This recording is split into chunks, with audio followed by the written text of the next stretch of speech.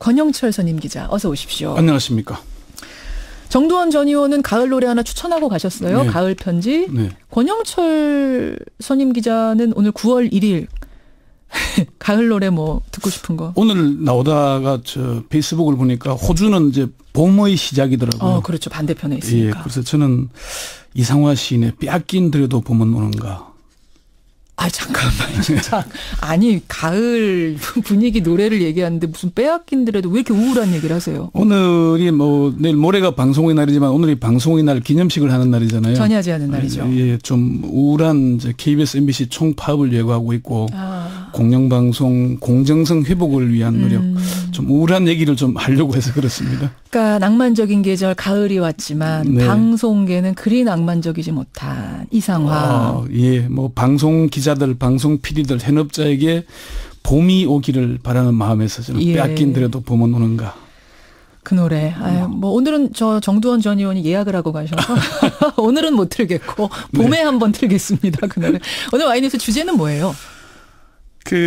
말씀드린 대로 이제 방송의 날, 우리나라에서 이제 전파가 발사된 지 90주년이 되는 해고, 예. 방송의 날로 보자면은 54회째가 됩니다. 예. 그래서 이제 정부는 10주년마다 방송진흥유공자 포상을 하고 축하인을 하거든요. 그렇죠. 이 자리에는 항상 대통령들이 참석을 해왔고요. 또 방송의 날도 대통령 취임 첫 해에는 뭐 항상 참석을 해왔습니다. 그런데 올해는 문재인 대통령이 참석을 하지 않습니다. 예. 2007년 방송 80주년에는 노무현 대통령이 참석했고 97년 방송 70주년에는 김영삼 대통령이 참석을 했는데 하지 않는 오늘 왜 참석하지 않을까 그게 주제입니다. 오늘 방송 90주년 행사에 문재인 대통령은 왜 불참할까? 네. 역대 대통령들은 다 해왔는데 네. 왜입니까? 첫 번째는 아무래도 좀 모양이 적절하지 않기 때문일 겁니다. 모양이요? 예. KBS와 MBC 노동조합이 오는 4일 0시부터 공영방송 정상화를 내세우면서 총파업을 예고했죠. 그렇죠. 이제 양산 노조가 모여서 출정식도 할 예정인데 연대파업, 5년 만에 연대파업에 돌입하는 겁니다. 예. 이미 KBS PD협회 소속 670여 명의 PD들이 그제부터 고대영 사장이 물러나지 않으면은 방송도 멈출 것이다 하면서 제작 거부에 들어갔고요. 그렇죠.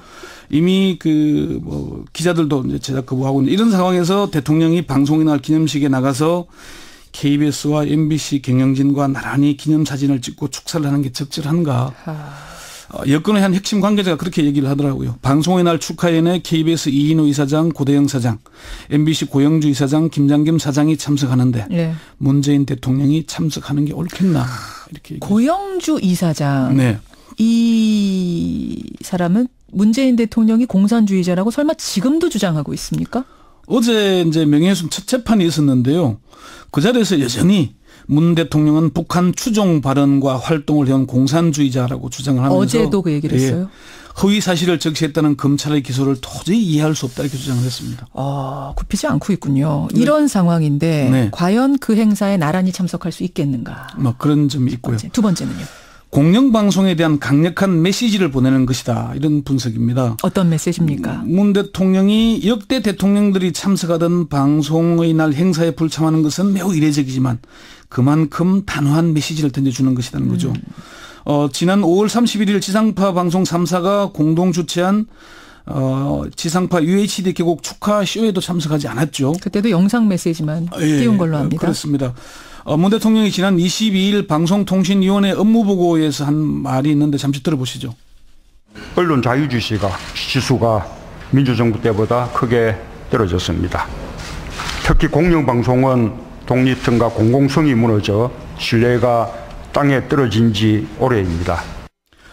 정부 고위 관계자는 공영방송에 대한 불신임이고 강력한 메시지라면서 공영방송이 망가졌고 제 역할을 못했는데 대통령이 그 자리에 참석한다는 것은 망가진 공영방송과 경영진들을 인정하는 모양이 된다 이렇게 얘기를 했습니다. 두 번째 이유. 세 번째도 있습니까? 조금 부차적이긴 한데요. 상황이 바뀌었기 때문이다. 상황이요? 예, 그동안 역대 대통령들이 취임 첫 해 방송의 날 기념 축하인에 참석했던 것은 5년 단위로 꺾어지는 해이기 때문입니다.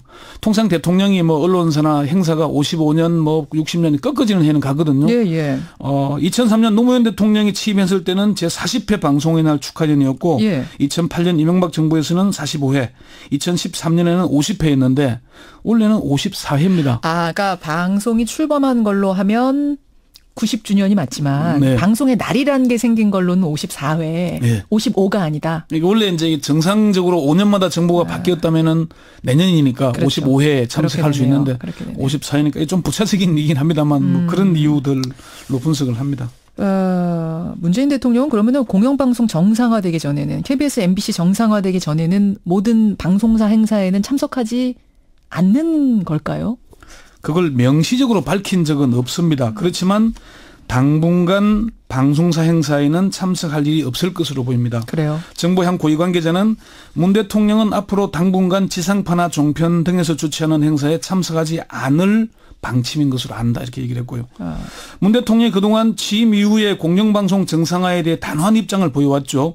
취임 100일 기자회견에서도 지난 정권이 정치적 목적으로 공영방송을 장악하려는 시도가 있었고 실제로 현실이 됐다. 정권도 나쁘지만 그렇게 장악당한 언론에도 많은 책임이 있다. 이런 얘기를 했고요. 유호성 방통위원장에게 임명장을 수여하는 자리에서 지난 10년간 우리 사회에서 무너진 게 많은데 가장 심하게 참담하게 무너진 부분이 우리 방송 특히 공영방송 쪽이 아닐까 싶다. 이런 얘기를 했고요. 예, 후보 시절에도 MBC에 가서 그런 얘기를 했지 않습니까? MBC가 심하게 무너졌다고 생각한다.